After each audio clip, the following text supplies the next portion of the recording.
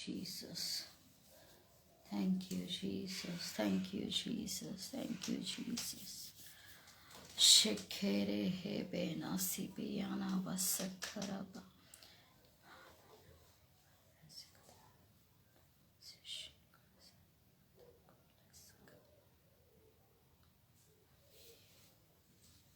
Thank you, Jesus. Glory to Lord. परमेश्वर का धन्य हो नाम, खुदावन का कलाम मुबारक हो, उसका नाम मुबारक हो।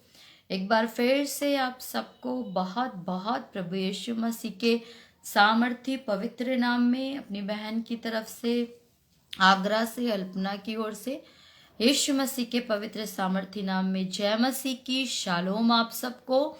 एक बार फिर से मैं आज थैंक्स करना चाहती हूँ मास्टर कपिल शर्मा का, सिस्टर रश्मि का और आप सब लोगों का, और खास तौर से हमारे परमेश्वर परम प्रधान पिता परमेश्वर का कि उसने फिर से हम सब लोगों को एक जगह पर इकट्ठा किया। भले ही अजीजों हम लोग एक छत के नीचे नहीं है, लेकिन खुदावंत के साई के तले हम सब उसके आंचल के तले एक छत के नीचे ही पाए गए हैं। और इस वक्त में भी प्रभु की हुजूरी भरपूरी से हो इस वचन में, पूरे लाइव सेशन में आप सबके साथ।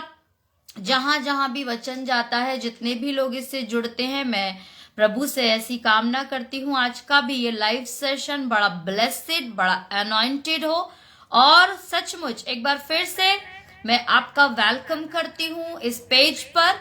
और उससे भी पहले बहुत ही महत्वपूर्ण कि हर घर, हर शहर, हर पेज पर जाने से पहले हम आपका वेलकम करते हैं उस जगह के लिए जो सिर्फ आपके लिए रखी गई है, जहां बड़े बड़े मंत्री नहीं जा सकते अजीजों, बड़े बड़े राजा नहीं जा सकते हैं, लेकिन प्रभु के तख्त पर केवल उसके लोग जाते हैं। हालेलुया, प्रभु का नाम मुबारक हो। ग्लोरी टू लॉर्ड कि आप उसके तख्त पर आए हैं, परमेश्वर के तख्त पर आए हैं। उसने आपको बुलाया है, आपको इनवाइट किया है और आपके लिए एंट्री को खोला है कि आप उसकी हुजूरी में बैठ सके।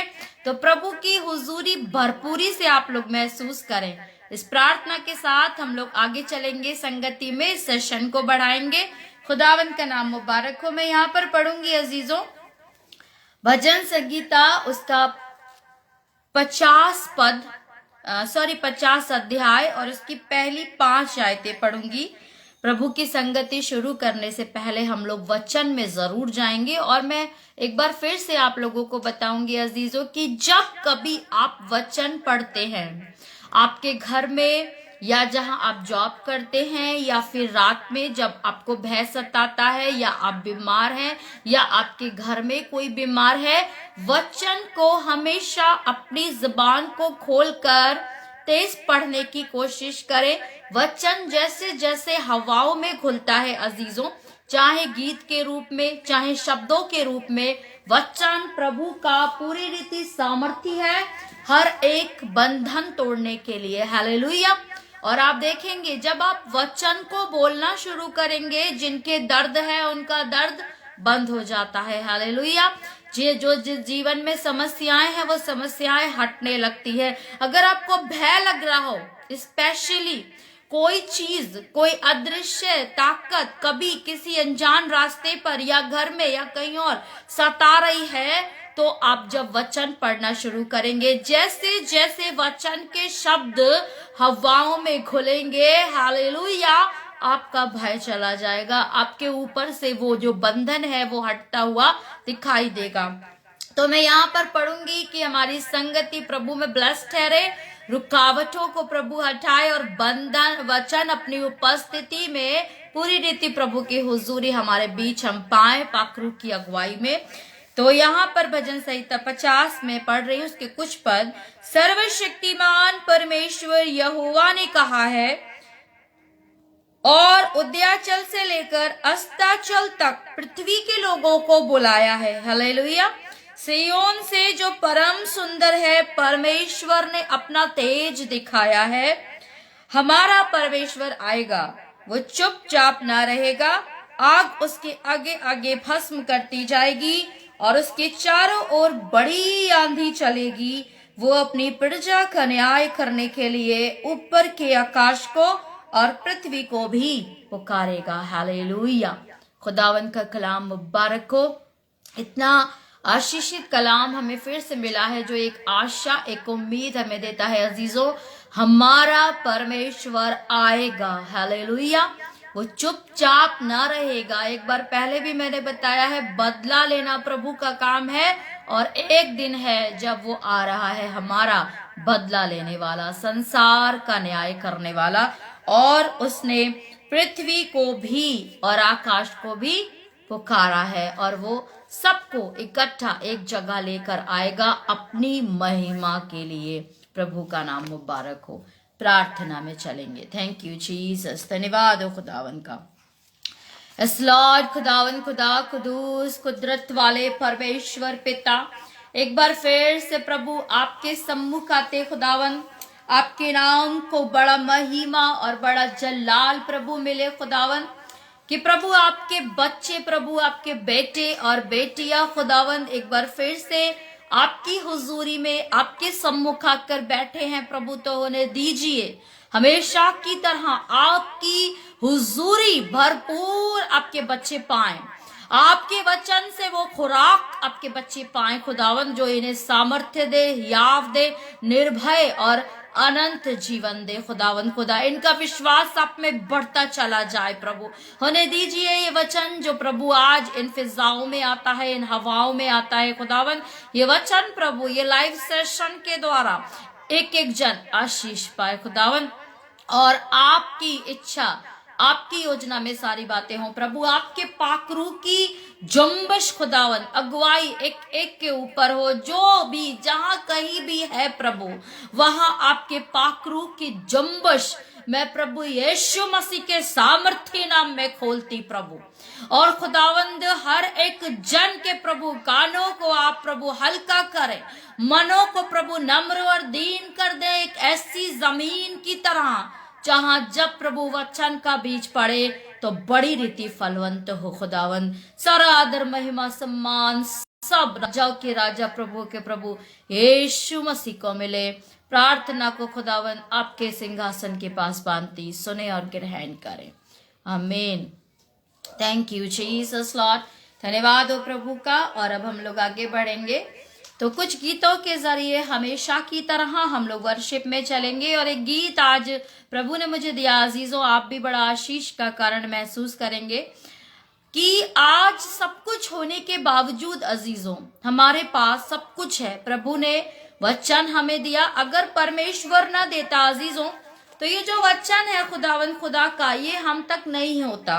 क्योंकि आप जानेंगे हम उस जगह, उस देश में नहीं रहते हैं जहां कल ही सब कुछ हुआ है और हमारे सामने आ गया है कि मूसा हमारे से पहले कौन था और किसने क्या किया। ये सब कुछ प्रभु की बड़ी दया और अनुग्रह में हमारे तक ये वचन आया है। इस वचन का इतना महत्व है अजीजों, इसको पढ़ना, इसको अपने अंदर समाना हमारे लिए एक बहुत ही अहम जीवन में रोल है कि हमें इसे पढ़ना है, हमें इसे जानना है, इसकी गहराई में जाना है, इसे अपने जीवन में बसाना है। बहुत सारे लोग अजीजों हैं जिनके पास आज भी वचन नहीं है और बहुत से हैं जिन्होंने पढ़ा और फिर भी नकार दिया, मगर प्रभु का धन्यवाद हो कि हम लोग यहाँ पर हैं। तो ये वचन में आज हमें प्रभु ने वचन दिया है कि कितने लोग जो कितने लंबे लंबे सफर करके आए हैं, तमाम भाषाओं में इसको बदला है और हम तक पहुंचाया है। तो प्रभु का धन्यवाद हो कि हमें ये वचन मिला है।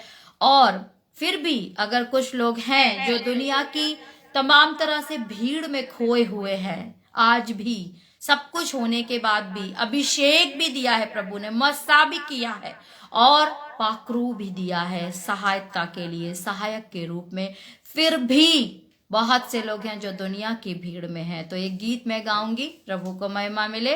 खुदावंत का नाम मुबारक हो कि दुनिया की भीड़ में क्यों खो रहा, मिलेगा कुछ भी ना फल जो बो रहा, क्योंकि तू जो बो रहा है वही काटेगा। अजीजों, अगर हम बबूल के पेड़ लगाएंगे तो ये सृष्टि का नियम है, हम आम नहीं खाएंगे। हालेलुया। बबूल में क्या निकलेगा? कांटा निकलेगा और बड़े बड़े कांटे निकलेंगे और जब चुभेंगे तो क्या होगा? हमारे दर्द होगा, हम रोएंगे। इसलिए आम के पेड़ लगाएं, फल वो बीज बोएं जिसमें फल आए, ना कि कांटे आए। प्रभु का धन्यवाद हो। Thank you Jesus Lord. दुनिया की भीड़ में क्यों खो रहा, मिलेगा कुछ भी ना फल जो बो रहा। तू आजा घर लौट आ बेटे घर लौट आ। दुनिया की भीड़ में क्यों खो रहा, मिलेगा कुछ भी ना फल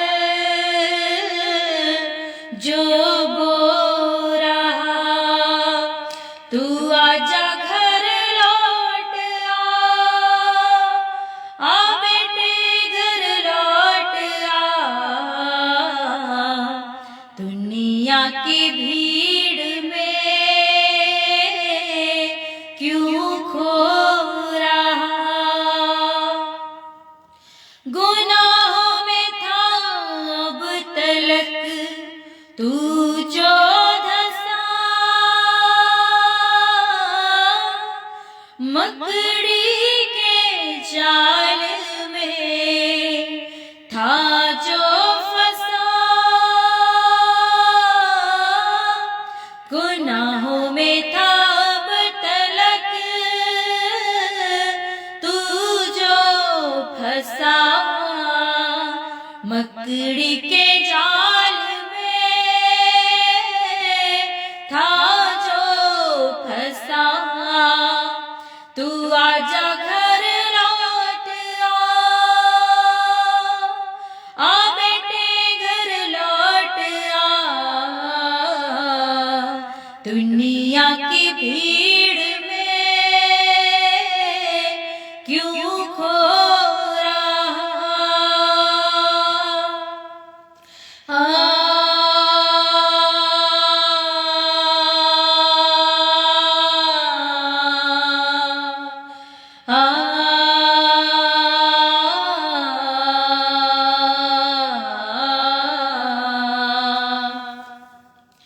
थैंक यू जीसस लॉर्ड। धन्यवाद हो खुदावन का कि हम उस भीड़ से निकल के आने पाए हैं। Thank you. और इसके लिए हम प्रभु का धन्यवाद करेंगे और एक छोटा सा गीत हम लोग गाएंगे। प्रभु का धन्यवाद करूंगा, उसकी संगति में अब निरंतर रहूंगा, क्योंकि प्रभु ने क्या किया है, हमें उस भीड़ से बुला लिया है, चुन लिया है, निकाल लिया है। हम उन लोगों में है जहां अभी हमने पढ़ा, वो आकाश पृथ्वी सबको पुकार कर बुला कर ले आएगा। सिय्योन से धर्मी पवित्र लोगों को बुला के लाएगा कि हम एक जगह पाए जाएं। कहाँ? जहां प्रभु का नाम है। हालेलुया। कहाँ? जहां वचन है, जहां प्रार्थना है, जहां अभिषेक है, जहां पाकरू की हुजूरी है। तो खुदावन का नाम मुबारक हो, हम उसका धन्यवाद देंगे। Thank you Jesus. धन्यवाद हो प्रभु का। प्रभु का धन्यवाद करूंगा। अजीजों, एक बार फिर से मैं आपको बोलूंगी, बहुत सारे इंस्ट्रूमेंट खुदावन ने बनाए जो लूसीफर के पंखों में सब प्रभु ने दिए। परमेश्वर को अच्छा लगता है संगीत, कि हम उसकी स्तुति आराधना करें। संगीत अब बनाया ही इसलिए गया था कि प्रभु को महिमा मिले। लेकिन अगर हमारे पास कोई इंस्ट्रूमेंट नहीं है, खुदावन ने हमें ये 2 हाथ दिए हैं, और जब बनाए थे तब इसलिए नहीं बनाए थे कि हम रोटियां बनाएं और मारें और इन्हें चलाएं और गाड़ी चलाएं। किस लिए दिए थे? कि इन्हें बजाएं और प्रभु को महिमा दें। हालेलुया। तो प्लीज आप भी जरूर इस इंस्ट्रूमेंट का प्रयोग अपने घर में भी करें और हमारे साथ वर्शिप में भी करें, अगर आपको ये गीत आता है। Thank you Jesus. प्रभु का धन्यवाद करूंगा, उसकी संगति में सदा रहूंगा, साथ चलूंगा मैं जय जरूर पाऊंगा, साथ चलूंगा मैं जय जरूर पाऊंगा।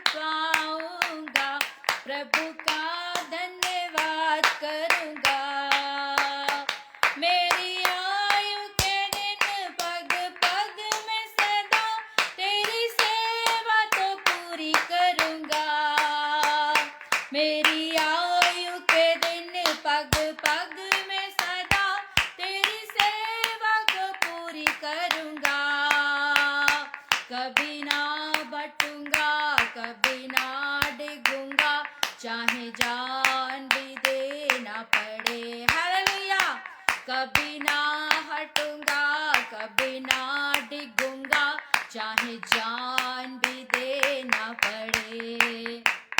प्रभु का धन्यवाद करूंगा, उसकी संगति में सदा रहूंगा, साथ चलूंगा मैं जय जरूर पाऊंगा, साथ चलूंगा मैं जय जरूर पाऊंगा। प्रभु का धन्यवाद करूंगा, कितना अच्छा है वो, कितना धन्य है वो, यीशु ही मेरे जीवन का साथी। कितना अच्छा है वो, कितना धन्य है वो, यीशु ही मेरे जीवन का साथी। एक बत्ती समान जलता रहूंगा, तेरी महिमा मेरी कामना। एक बत्ती समान जलता रहूंगा, तेरी महिमा मेरी कामना। हालेलुया। प्रभु का धन्यवाद करूंगा, हालेलुया। उसकी संगति में सदा रहूंगा, हालेलुया। साथ चलूंगा मैं जय जरूर पाऊंगा, साथ चलूंगा मैं जय जरूर पाऊंगा। प्रभु का धन्यवाद करूंगा, प्रभु का धन्यवाद करूंगा, प्रभु का धन्यवाद करूंगा, प्रभु का धन्यवाद करूंगा, प्रभु का धन्यवाद, प्रभु का धन्यवाद करूंगा, करूंगा। एक बार प्रभु यीशु मसीह के लिए जोरदार तालियां, और पाकलू की हुजूरी के लिए जोरदार तालियां। प्रभु का धन्यवाद हो। Thank you Jesus Lord. धन्यवाद हो प्रभु का। Glory to Lord, hallelujah. खुदावन में हम कुव्वत पाते हैं, खुदावन में हम हियाफ पाते हैं, न केवल जीवित रहने की, न केवल जीवन में, संसार में जीवन जीने की, मगर प्रभु में सारी बातों को करके उसके वचन के अनुसार चलने की भी हम लोग सामर्थ प्रभु से पाते हैं। वरना मनुष्य अजीजों कुछ भी करे, प्रभु के वचन पे ना चल पाएगा, ना उसकी व्यवस्था पर, ना उसके प्रेम में बना रह सकता है, जब तक खुदावन खुदा की खुद कृपा दृष्टि ना हो, उसका अनुग्रह ना हो कि हम परमेश्वर में बने रहें। तो उसका धन्यवाद जरूर दें। वचन में चलेंगे अजीजों। वचन पढ़ने के लिए, इससे पहले कि हम वचन पढ़ेंगे, लेकिन मैं दो चरित्रों को लेकर आज बात करूंगी अजीजों। दोनों चरित्रों में परमेश्वर का बड़ा काम हुआ और छोटे से कैरेक्टर हैं, जबकि दोनों ही वचन में पाए जाते हैं। कहीं कहीं मैं भी बताऊंगी आपको। और फिर से एक बार, क्योंकि अच्छे से हम लोग समझते हैं, जब उसे एक प्रत्यक्ष रीति से हमारे आंखों के सामने एक घटनाक्रम बना के कहानी की तरह अगर रखा जाए, तो हम लोग बहुत अच्छे से चीज को समझ लेते हैं, जैसे पढ़ाया जाता है।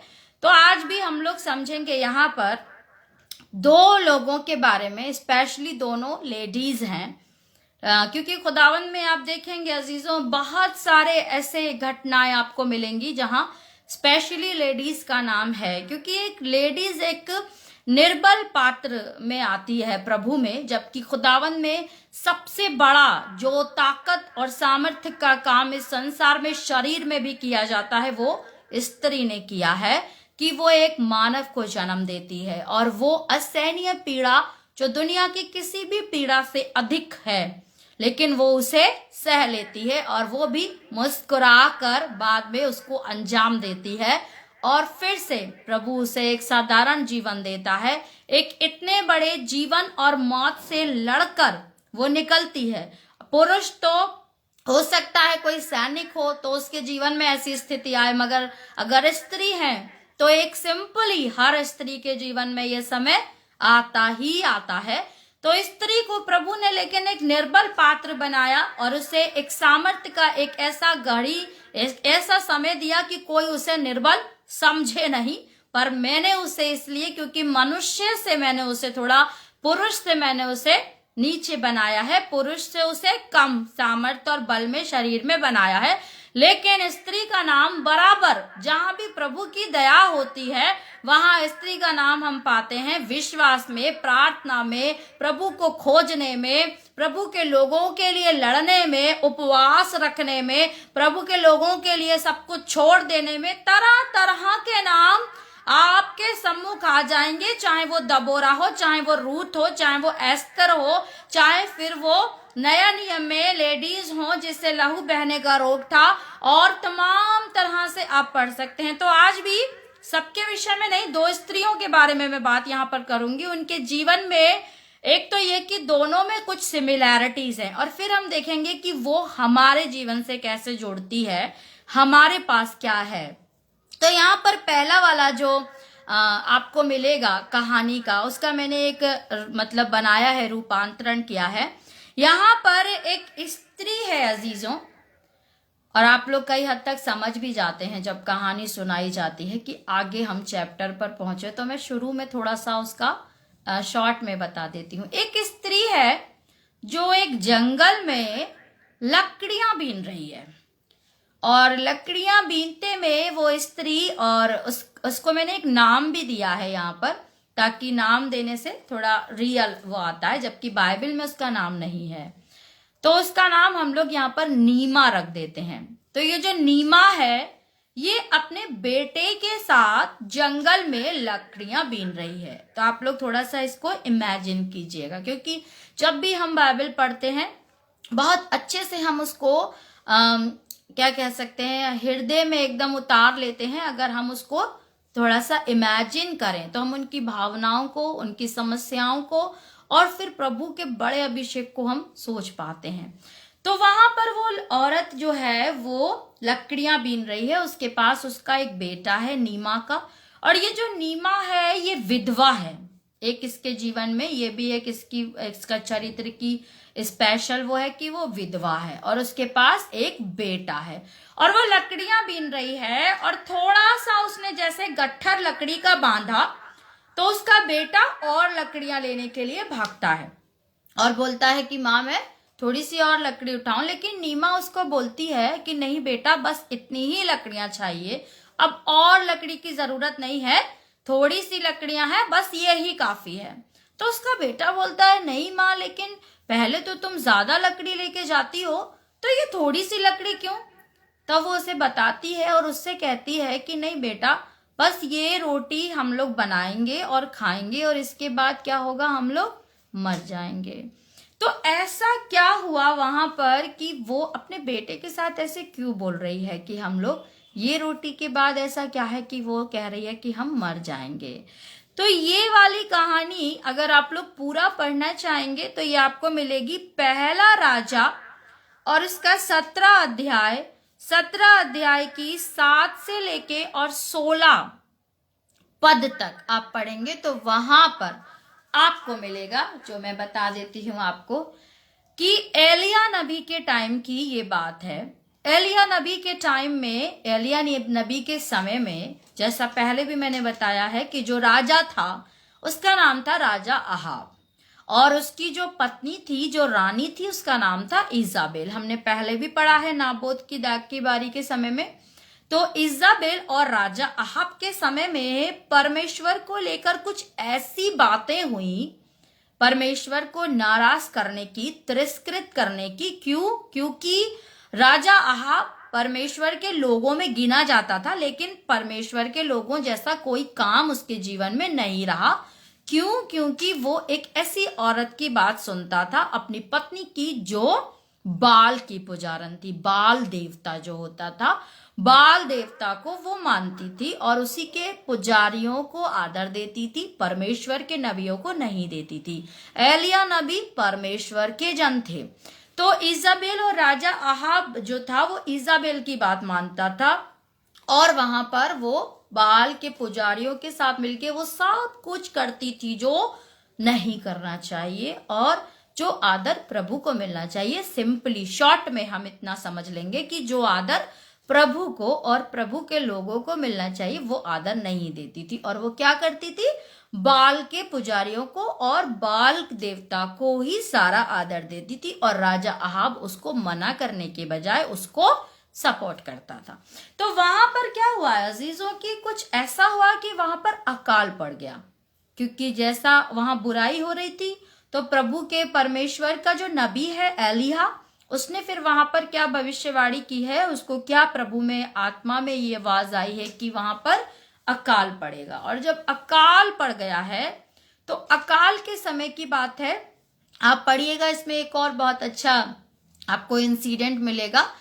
उसके बारे में मैं अभी नहीं बताऊंगी कि एलिया जब वहां रहा है, एलिया नबी रहे हैं, तो वहां पर जब खाना खत्म हो गया है और नाले का पानी सूख गया है, वहां पर परमेश्वर ने लेकिन एलिया नबी को किस तरह से खाना पहुंचाया है कि आप देखेंगे कौए के जरिए वहां पर खाना जाता था। तो इस विषय को हम किसी दिन डिटेल में पढ़ेंगे, बहुत सी खास बातें इसमें छुपी हैं।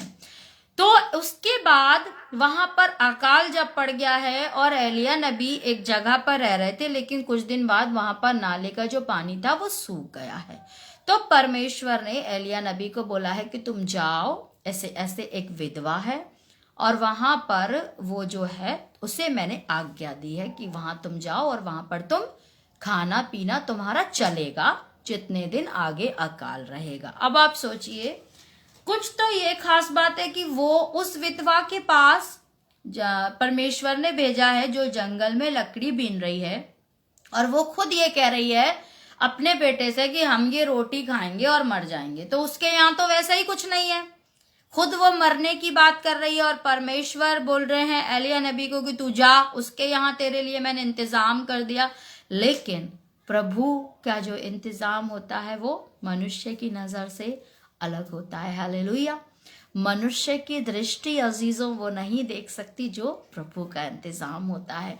तो आप इस बात से ही एक बात ये कितनी बड़ी समझ सकते हैं कि परमेश्वर एलिया नबी को जहां भेज रहा है, अगर एलिया नबी की जगह कोई भी साधारण मनुष्य या हम होते या कोई तो ये कहता इसके पास तो खुद ही खाने के लिए नहीं है, है ना। छूटते ही हम लोग इस तरह से बोलते हैं, ये क्या देगा, और इसके पास प्रभु ने मुझे कहा या मैं इसके पास मांगने जाऊं, इसके पास तो खुद ही नहीं है, ये क्या देगा, इसके पास तो खुद ही खाने के लिए नहीं है, वो तो मरने की सोच रही है।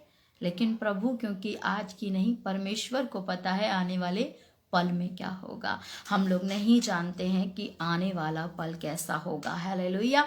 मगर खुदावंद को पता है, क्योंकि खुदावंद ही करने वाला है। वो कब किस खाली भंडार को भर देता है प्रभु ही जानता है।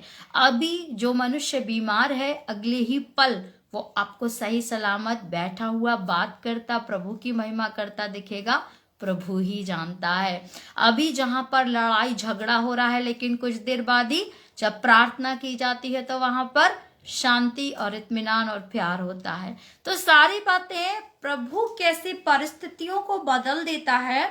तो जब एलिया नबी को प्रभु ने भेजा, हमें क्या चाहिए कि जब कभी परमेश्वर अगर हमें किसी जगह कोई रास्ता दिखा रहा है, आज कोई नौकरी दे रहा है, कोई घर दे रहा है, लेकिन आज वहां क्या है, परिस्थिति ठीक नहीं है। हमें प्रभु ने किसी के साथ जोड़ दिया है, लेकिन आज हमारा पति ठीक नहीं है, आज हमारी पत्नी ठीक नहीं है, आज हमारे बच्चे ठीक नहीं है, एग्जैक्टली जैसे कि परिस्थिति वहां पर ठीक नहीं थी।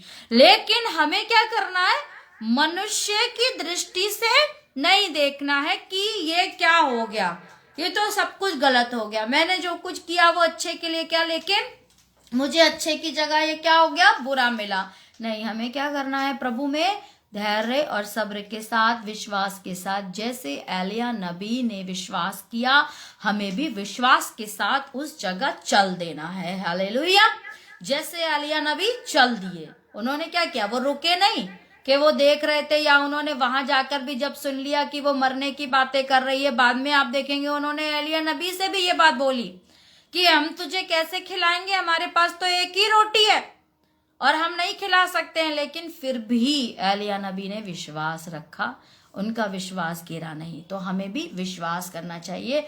उसके बाद आप देखेंगे कि एलिय्याह नबी जब उस विधवा के पास गए और उस विधवा से वो जंगल में मिले और वहां पर जब उन्होंने उससे रोटी मांगी, तब उस विधवा ने एलिय्याह नबी से भी ये बोला कि मेरे पास ये एक ही रोटी है जिसे मैं और मेरा बेटा खाएंगे और उसके बाद हम मर जाएंगे। लेकिन एलिय्याह नबी ने क्या बोला, पहले मुझे ला करके दे और उसके बाद फिर तुम खाना।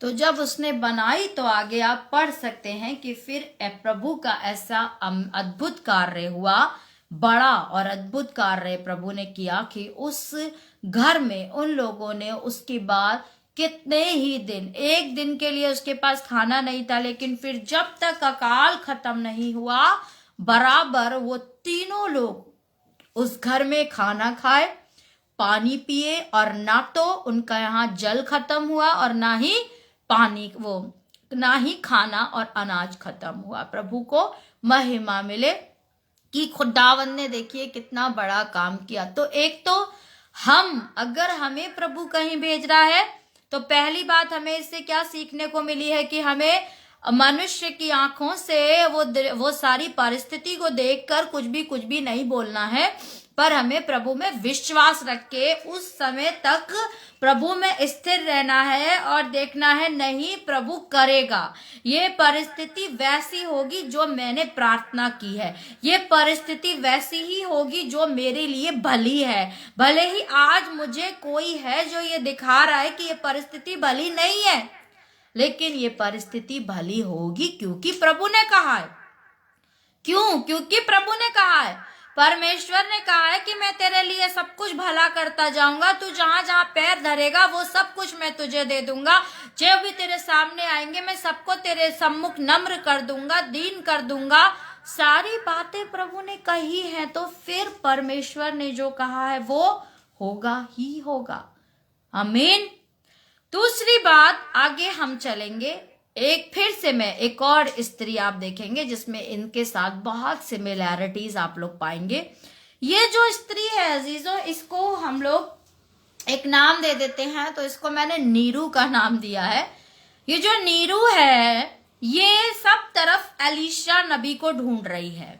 एक इंसान उसको वो ढूंढ रही है और बहुत परेशान है और चारों तरफ पुकार रही है कि कहीं से उसको वो इंसान मिल जाए, क्योंकि उसको ये विश्वास है कि मुझे ये इंसान बचा सकता है। किसी परिस्थिति में वो फंस गई है, हम लोग देखेंगे ऐसी क्या परिस्थिति, और वो सब तरफ ढूंढ रही है कि कोई है जो एलीशा नबी को बताए कि एलीशा नबी कहाँ है। और वो एलीशा करके बाजार में कभी कहीं, क्योंकि आप कहेंगे वचन में तो सिस्टर ये लिखा नहीं है, पर आप जब वचन पढ़ेंगे जो आपको मिलेगा दूसरा राजा उसका 4 अध्याय, उसका पहले से लेके 7 पद तक, दूसरा राजा अध्याय 4 1 to 7 पहले से 7 तक जब आप पढ़ेंगे तो वहां पर आप सीधे ये पाएंगे स्त्री एलीशा की दोहाई दे रही है। लेकिन एलीशा की दोहाई क्यों दे रही है? एलीशा उसके पास नहीं रहता था अजीजों, ना ही एलीशा कहीं पर डेली उन लोगों से मिलता था, ना ही एलीशा वहां पर किसी काम में, किसी प्रयोजन में, किसी कार्यक्रम में वहां आया था।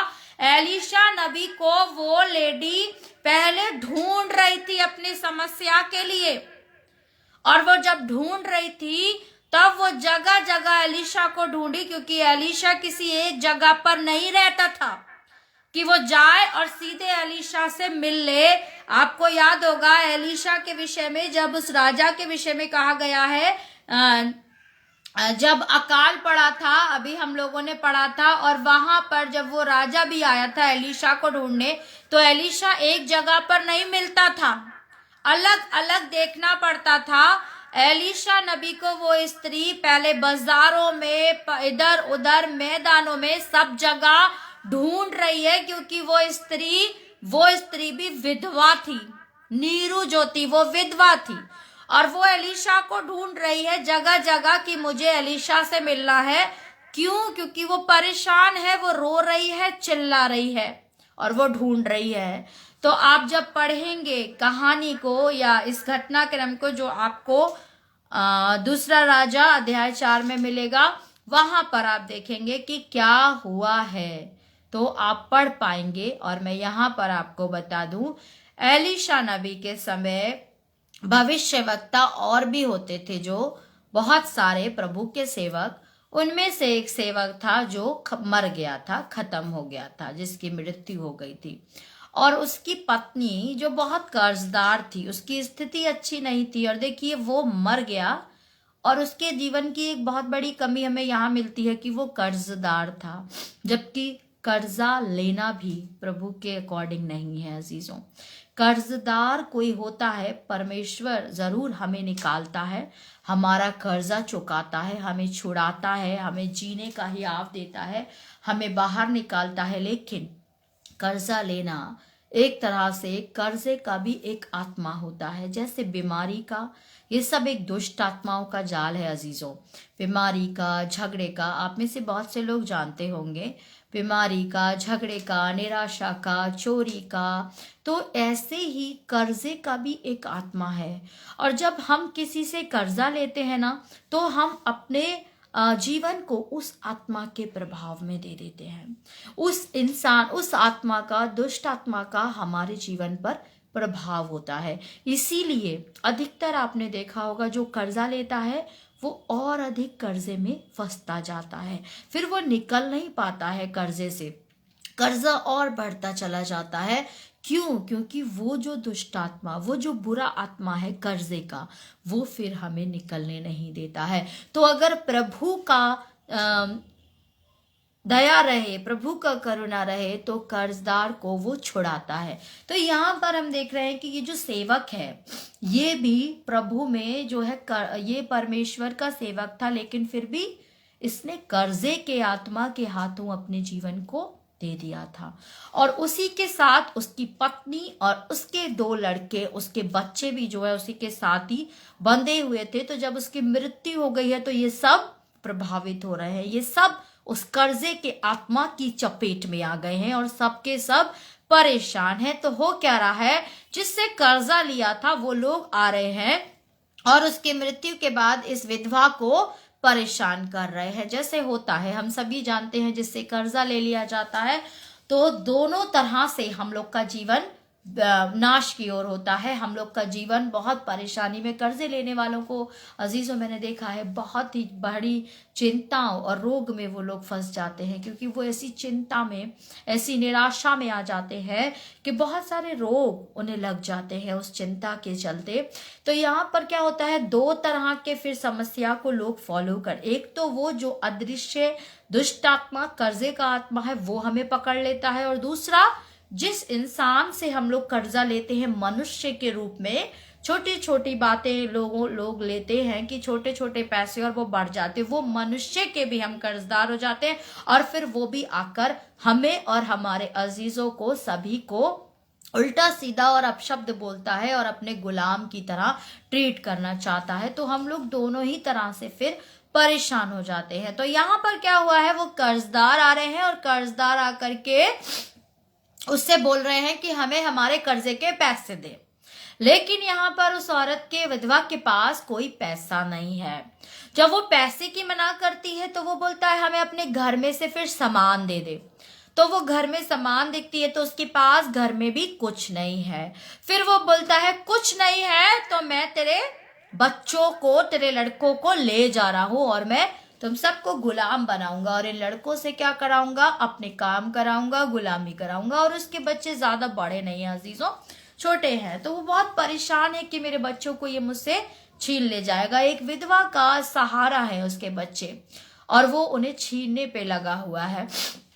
तो उसके बाद वहां पर आप देखेंगे, तब वो एलीशा को ढूंढ रही है कि एलीशा ही कुछ है जो कर सकता है, प्रार्थना कर सकता है, किसी तरह बंधन तोड़ सकता है, किसी तरह उसकी मदद कर सकता है। और वो एलीशा को ढूंढ रही है सब जगह। आसानी से एलीशा नहीं मिला अजीजों, पर उसने उसको बाजारों में, अपनी बस्ती में, मैदानों में, सब जगह वो एलीशा एलीशा एलीशा चिल्ला रही है, एलीशा, इस टाइप से एलीशा ऐसे करके आप इमेजिन कर सकते हैं। तब एलीशा को पता चला है और एलीशा जब उसके पास आया है तब उसने एलीशा की दोहाई दी। और इसीलिए लिखा है क्योंकि वो एलीशा को खोज रही है, उसकी दोहाई जगह जगह दे रही है। और फिर वो एलीशा से कहती है कि मेरा पति जो प्रभु का दास था, और ऐसे ऐसे वो उसे बताती है उसकी मृत्यु हो गई है और अब जो है कर्जदार आ रहे हैं और मेरे बच्चों को भी ले जाने आ रहे हैं। तो एलीशा ने उसको क्या बोला कि अगर तेरे पास क्या है? तब उसने बोला कि थोड़ा सा तेल पड़ा है। तो वो बोला कि वो तेल आज जा तू और सबसे जितने भी हो सके बर्तनों को ले आ। और वो जाती है बाहर, तो एक या दो या चार नहीं, पर वो सारे बर्तन और बर्तन और बर्तन ले आती है और ला करके बड़े बड़े बर्तन, अजीजों बर्तन बोले तो बड़े बड़े बर्तन, छोटे छोटे ही नहीं, बड़े भी और छोटे भी, सारे बर्तनों को वो सोचिए जो जिन बर्तनों में हम लोग पानी भरते हैं। इमेजिन करना हम लोगों के लिए, अगर हम करेंगे तो हम बहुत अच्छे से समझ पाएंगे अजीजों। आप लोग इमेजिन जरूर किया करें जिन बर्तनों में हम पानी भरते हैं, जस्ट इमेजिन कि उन बर्तनों में फिर वो लेकर के आई है। और जब एलीशा ने उसको ब्लेस किया है तेल को, और फिर वो तेल इतना भरा कि वो बड़े बड़े बर्तन वो सब तेल से भर गए हैं, सारे के सारे बर्तन। और जब बर्तन बचने कम हो गए और खत्म होते दिखाई दे रहे हैं तो वो और बोल रहे हैं और बर्तन ले आओ और बर्तन ले आओ। तो वो बार बार भाग रहे हैं, लेकिन एक टाइम आता है जब सारे बर्तन खत्म हो जाते हैं। हालेलुया। बर्तन ही नहीं बचता है कि भरा जाए। ऐसा ही है परमेश्वर का अभिषेक भी संसार में अजीजों, मनुष्य समाप्त हो जाएंगे कि सब अभिषेक से भर जाए, फिर उसके बाद लेकिन कोई बचेगा ही नहीं। मगर प्रभु का अभिषेक कभी खत्म नहीं होता है। प्रभु का अभिषेक कितना है कि संसार कितने ही लोग हैं जो उस अभिषेक में भर जाएंगे, लेकिन परमेश्वर का अभिषेक ऐसा ही है जो खत्म नहीं होता है। इसमें भी प्रभु ने हमें ये दिखाया है। तो उसके बाद उस तेल को बेचकर उसने वो कर्जा चुका दिया। अब हम यहाँ पर देखेंगे कि हमें दो बार इन दोनों चरित्रों में, कैरेक्टर्स में कुछ सिमिलैरिटीज मिलती हैं। पहले तो हम ये गौर करेंगे, पहली क्या, दोनों विधवा हैं।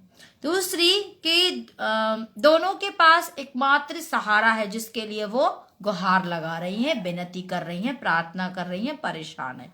उसके बाद तीसरी चीज इन दोनों स्टोरीज में है तेल।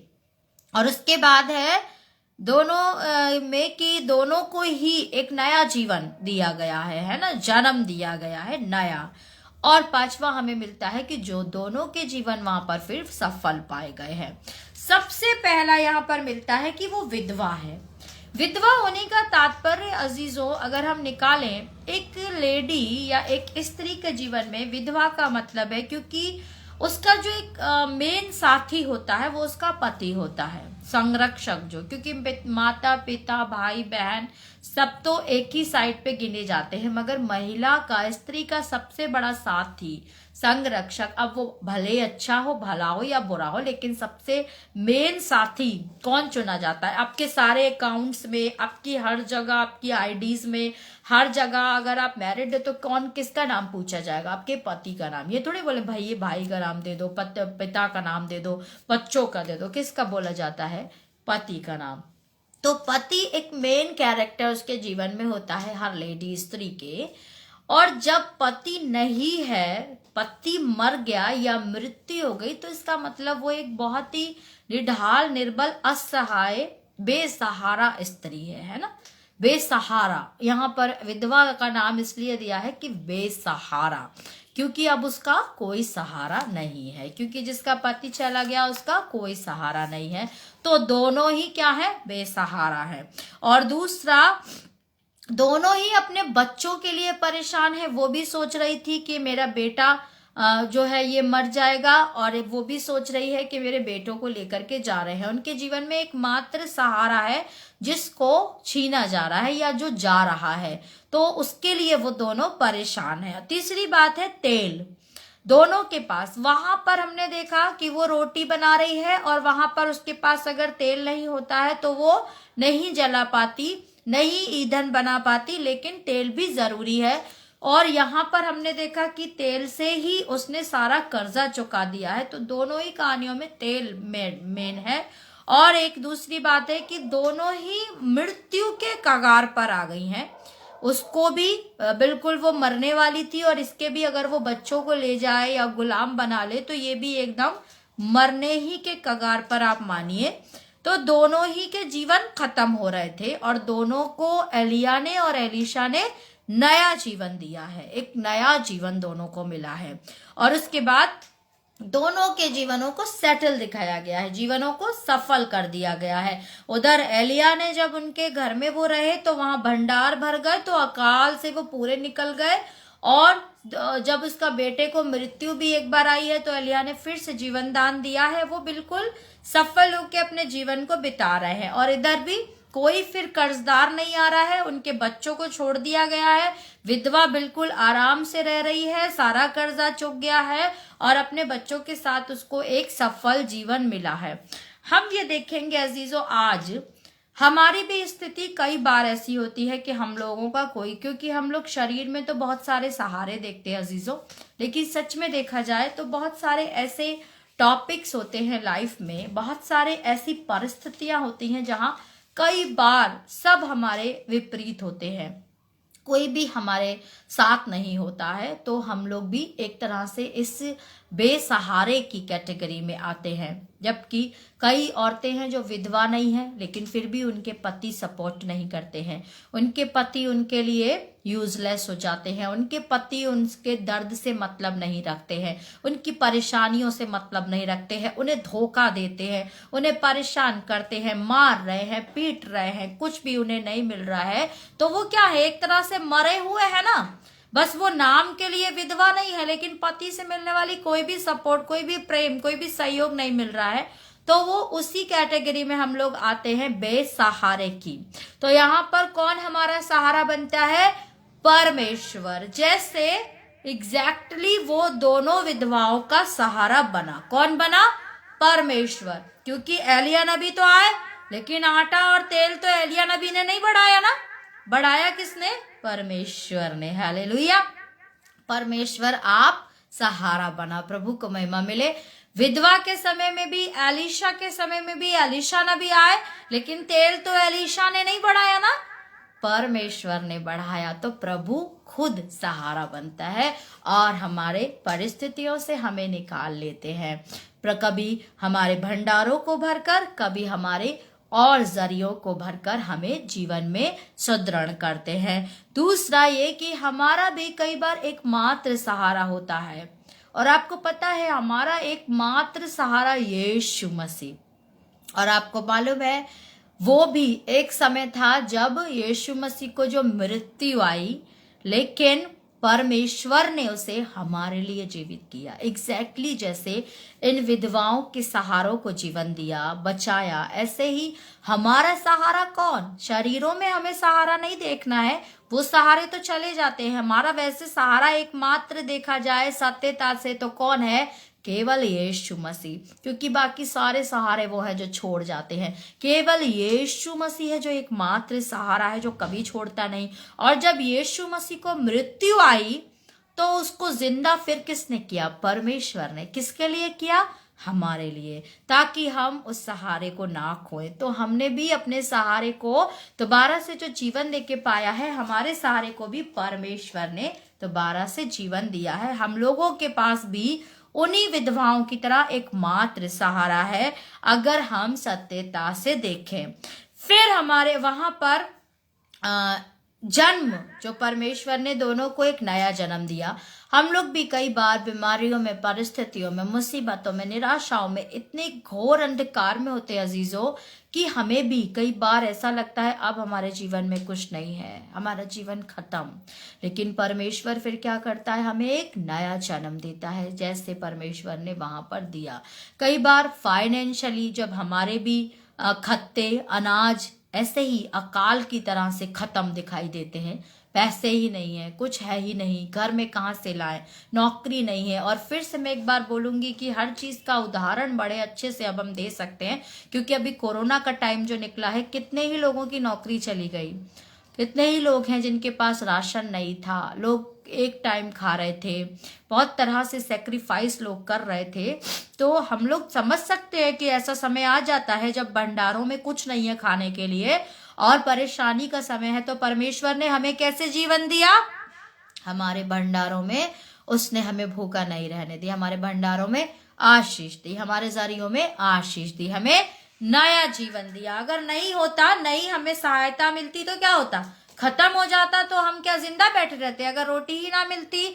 बहुत से लोग हैं, कितने ही देश में हैं जो भूखे और लाचार हैं और उसी भूख में वो मर जाते हैं, उनके बच्चे उस भूख से मर जाते हैं। लेकिन परमेश्वर ने हमें क्या किया?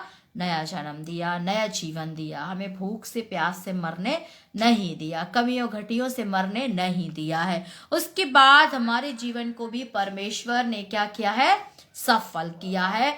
हमारा जीवन भी जब प्रभु निकाल के लेके आते हैं, अगर हम यीशु मसीह में विश्वास करें, ये भी एक बड़ी महत्वपूर्ण यहाँ पर टॉपिक है अजीजों। बहुत से लोग कहेंगे कि मैं पहले सही हो गया, बीमारी से उठ गया, आशीष मिल गई और दोबारा क्या हुआ? फिर से गिर गया। तो आप सिस्टर कह रही है कि जीवन सफल हो गया, ये कैसे? इसलिए अजीजों, अगर आज का जो वो आत्मा काम कर रहा है आपके जीवन में, जो केवल चंगाई के लिए भाग रहे हैं, जो केवल धन संपत्ति के लिए भाग रहे हैं, जो केवल जीवनों में शान शौकत के लिए, आराम और सुविधाओं के लिए प्रभु की ओर भाग रहे हैं, वो उसको केवल इसलिए खोज रहे हैं कि किसी ना किसी अपने मतलब, अपने स्वार्थ के लिए वो प्रभु को खोज रहे हैं, तो निश्चित तौर से आप जब वो चीजें पालेंगे, लेकिन उसके बाद फिर से आप गिर जाएंगे। Glory to Lord. निश्चित तौर से अगर आप केवल चंगाई के लिए भाग रहे हैं, मैं भी आपको किसी भी पल, किसी के भी द्वारा, किसी की भी प्रार्थना के द्वारा आपको चंगाई मिल जाएगी, लेकिन एग्जैक्टली पक्का है कि आप फिर से गिरेंगे ही गिरेंगे। अगर आप आज केवल अपने अनाज के लिए भाग रहे हैं, अपने रुपए पैसे के लिए भाग रहे हैं, अपने बच्चों के लिए प्रभु की ओर भाग रहे हैं, संसार की किसी भी बात के लिए, कितने ही लोग हैं आप कहेंगे सिस्टर ऐसा क्यों कह रहे हैं? ऐसा कह रही हूं मैं क्योंकि मेरी प्रार्थनाओं की रिक्वेस्ट जब आती है, जो हमारे चैनल है आप उसमें देखिए, कितने ही लोग प्रभु में केवल इसलिए से खोज रहे हैं, प्रभु का नाम ले रहे हैं कि उनकी शादी किसी से हो जाए, उनको उससे शादी हो जाए जिससे वो चाहते हैं, उनके पति का किसी से पीछा छूट जाए, इसलिए लड़कियां प्रभु में आके उसका नाम लेती हैं। हम उन्हें नहीं समझा सकते हैं, उनका ये विश्वास है। हम केवल प्रार्थना कर सकते हैं कि वो विश्वास में बने रहे और प्रभु अपना बड़ा काम दिखाए, कि वो परमेश्वर को सचमुच जाने कि इन सारी बातों के लिए परमेश्वर नहीं है, मगर जब परमेश्वर आता है तब ये सारी बातें अपने आप हो जाती हैं, छुटकारा हमारा अपने आप हो जाता है। ये वो लोग समझ जाएं, ये हम प्रार्थना कर सकते हैं। लेकिन आज समय जब प्रभु ने हमें दिया है, तब हम समझ सकते हैं कि जीवन सफल उनके हो गए। क्यों? क्योंकि उन्होंने विश्वास किया, दोनों ने प्रभु के जनों पर भी और परमेश्वर पर भी। लेकिन आज हमारे जीवन अगर सफल नहीं है, और आपको लगता है कि मैं ऐसा बोल रही हूं, क्यों सफल नहीं है? अगर आप भी खड़े होके फिर गिर गए हैं, चंगे होके फिर बीमार हो गए, अगर आपके पास भी कभी पहले भी प्रॉब्लम आई, कर्जा आया, मुसीबत आई, फाइनेंशियल प्रॉब्लम आई और फिर चली गई और फिर आ गई, एग्जैक्टली आप यीशु मसीह की वो बात भी याद कर सकते हैं। यीशु मसीह ने क्या बोला था? जब कोई आत्मा छोड़कर, दुष्ट आत्मा किसी शरीर को छोड़कर जाता है, ऐसे ही किसी जगह को छोड़ के जाता है, कोई बंधन आपकी रसोई को छोड़ के जाता है, आपके भंडारों को कमी छोड़ करके जाती है, बीमारी आपके शरीर को छोड़ के जाती है, झगड़ा आपके परिवार को छोड़ कर जाता है, भय आपके घर को, अंधकार आपके घर को छोड़ के जाता है, मुसीबतें आपकी नौकरी को छोड़ के चली जाती हैं और आप सही स्वस्थ दिखाई देते, आपके भंडार भर जाते हैं, आपकी नौकरी में आशीष होती है, आपके घर में आशीषें होती है, जलसे लग रहे हैं, दावतें हो रही हैं, फिर दोबारा क्यों गिर रहे हैं? क्योंकि कहीं ऐसा तो नहीं कि इन्हीं कारणों के लिए ही आप प्रभु को खोजे हैं। अगर ऐसा है, परमेश्वर हमारा न्यायी परमेश्वर है अजीजों, वो अगर हम सही चीज पर ना रहें और सही जीवन ना जिए तो वो अपने नाम को भी अपमानित कर देता है। उसे कोई आवश्यकता नहीं है कि वो अपने नाम को ऊंचा कराए, उसका नाम तो ऊंचा है ही, धन्य है ही। हमारे करने से, हमारे बोलने से, हमारे जीवनों से उसे कुछ नहीं करना है। अगर हम सही नहीं है, वो अपने नाम की फिक्र नहीं करता परमेश्वर। वो हमें देखता है, हमारा मन देखता है, हमारे अंदर क्या बैठा है। हम ऊपर से कह रहे हैं कि प्रभु को मानते हैं और अंदर क्या, परमेश्वर मेरे बच्चों की शादी हो जाए, परमेश्वर मेरे बेटे की नौकरी लग जाए, परमेश्वर मेरे घर में ये हो जाए, मेरी लॉटरी खुल जाए, परमेश्वर मुझे कार मिल जाए, परमेश्वर मुझे नया घर मिल जाए। ये सब क्या है? ये परमेश्वर ने बोला है तुम स्वर्ग के राज्य की खोज करो, सारी वस्तुएं तुम्हें आप ही मिल जाएंगी। हालेलुया। परमेश्वर के राज्य की खोज करो, प्रभु को खोजो तो तुम्हें सब कुछ खुद मिलेगा। लेकिन परमेश्वर को अगर खोज रहे हो और किसी और कारण से, किसी अस्थायी कारण से, अनावश्यक कारण से, सांसारिक कारण से अगर आप उसको खोज रहे हैं, निश्चित तौर से आप आज इस बात को लिख लीजिए, आप गिरेंगे ही गिरेंगे। जब आप प्रभु को ये कह के खोजेंगे कि परमेश्वर मैं संसार को, सबको, सारी चीजों को एक तरफ करता हूं, बीमारी को एक तरफ करता हूं, मैं जैसा हूं सो हूं, जिस हाल में हूं मैं तेरा हूं, प्रभु मुझे स्वीकार कर ले। हालेलुया। परमेश्वर मैं तुझे पाना चाहता हूं, मैं और कुछ नहीं पर तुझे पाना चाहता हूं। आप अपने समय को दीजिए, प्रभु के सम्मुख ये अंगीकार करके देखिए अजीजों, इतना आनंद आप पाएंगे, निर्भय जीवन पाएंगे। और उसके बाद ये भी लिखा हुआ है, आशीषें आप पाएंगे ही पाएंगे। क्योंकि जब आप उसके घर में आएंगे जो संसार को भरता है, तो आप उसके घर से कभी खाली नहीं जाएंगे। कभी भी आप उसके साथ जब संगति में रहेंगे तो आप कभी भी कमी घटी में नहीं रहेंगे। लेकिन प्रभु को खोजें, किसी स्वार्थ के लिए नहीं, किसी और अनावश्यक कार्य के लिए नहीं। अब सबसे अहम चीज जो आती है लास्ट में, वो तेल जो दोनों विधवाओं के, दोनों स्त्रियों के पास था, आपके पास आज क्या है? तो यहाँ पर हम देखेंगे हमें परमेश्वर ने बहुत सारी चीजें दी हैं। जैसे अभी मैंने बताया, वचन दिया है। सबसे बड़ी बात, अगर हम वचन बोले तो बंधन भी हमसे दूर भागते हैं, वचन बोले तो आशीष हमारे घर में आती है, वचन बोले तो बीमारियां भाग जाती है, वचन बोले तो हम डर से बाहर निकल आते हैं, वचन बोले हमारे जीवन की परिस्थितियां बदल जाती हैं और प्रभु के महान कार्यों का हम बखान करते हैं, जान लेते हैं।